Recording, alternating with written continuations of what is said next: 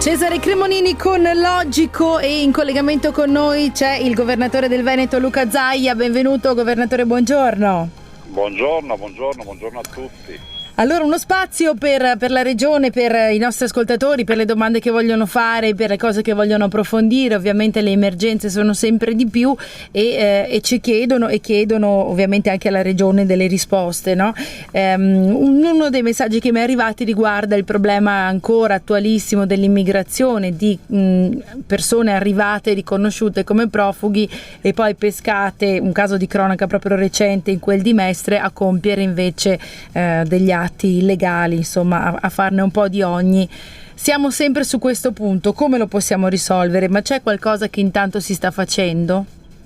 Ma guardi, non si sta facendo nulla, perché non si vanno altro che a ricevere gli immigrati in mare e si portano ovviamente a terra. È giusto dare l'assistenza, è giusto fare in modo che si salvino vite umane, ma ricordiamo che questa operazione, che è partita come Mare Nostrum, anche quest'anno ci dà un bilancio di 2500 e oltre morti. Mai avuti tanti morti così in mare, cioè vuol dire che il richiamo dell'operazione che ti salva alla fine fa partire più gente dall'Africa.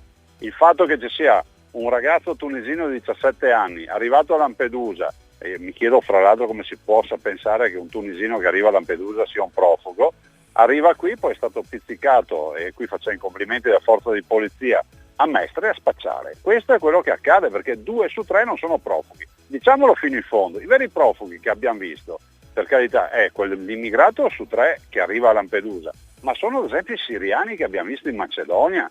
Cioè noi dobbiamo aiutare chi scappa dalla morte, dalla fame, chi ha veramente necessità, non i tunisini, i senegalesi che arrivano qui, che non hanno niente a che vedere con il problema del profugo. Mi sembra molto chiaro. Per una brutta